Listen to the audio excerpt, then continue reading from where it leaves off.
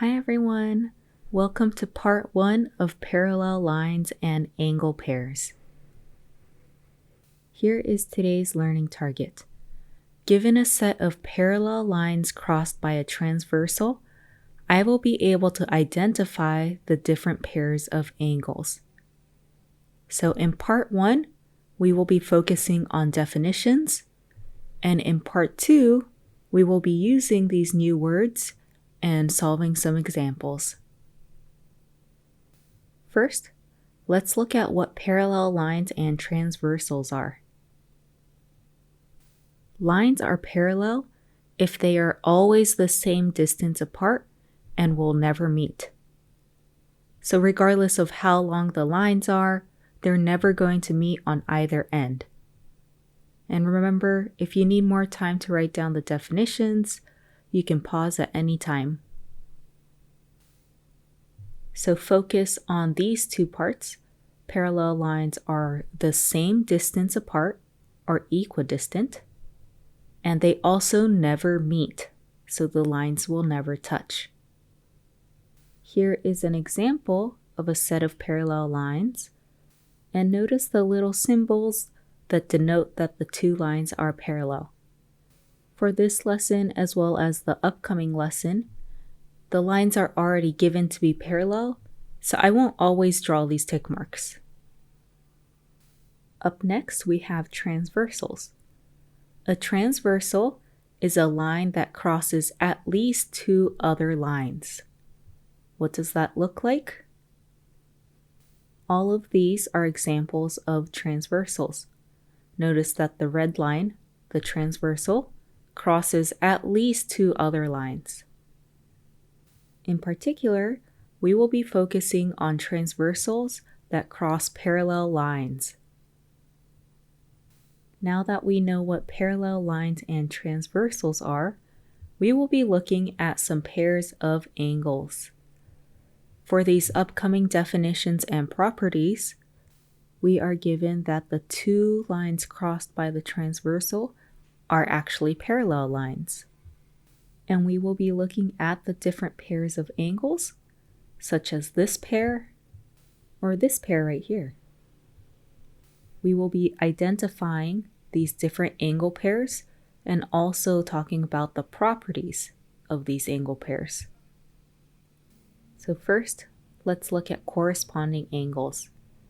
Notice that we have the two parallel lines being crossed by a transversal that creates 8 angles labeled from angle 1 to angle 8. The angles in matching corners are corresponding angles. So which angle pairs are those? For example, angle 1 and angle 5 are corresponding angles because they are in the matching corners. Angle 3 and angle 7 are also corresponding angles because they're in the matching corners.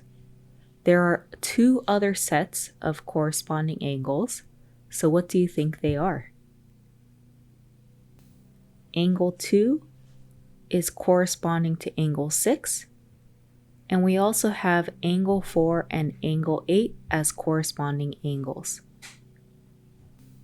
When the two lines being crossed are parallel, corresponding angles are congruent, so they're the same to each other.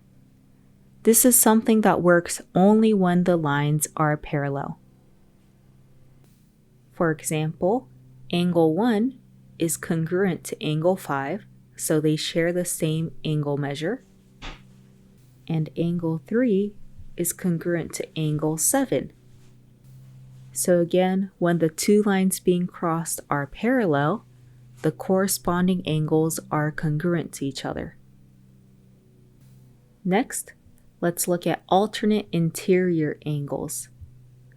So think about what the word alternate means and what the word interior means. Alternate interior angles are on the inside of the two lines, but on opposite sides of the transversal. Focus on these two words right here, inside That's similar to the word interior, and opposite, which is a synonym of alternate. So which pairs of angles are alternate interior angles? For example, angle 4 and angle 6 are alternate interior angles. What's another pair of alternate interior angles? Angle 3 and angle 5. These are also alternate interior angles. And when the two lines being crossed are parallel lines, alternate interior angles are congruent to each other. Angle 3 is congruent to angle 5, and angle 4 is congruent to angle 6 because they are alternate interior angles. So we looked at alternate interior angles. Next, let's look at alternate exterior angles. Without looking at the definition, which angles do you think are alternate exterior angle pairs? Alternate exterior angles are on the outside of the two lines, but on opposite sides of the transversal.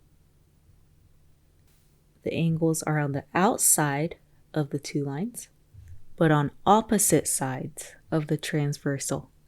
So focus on the words outside and opposite.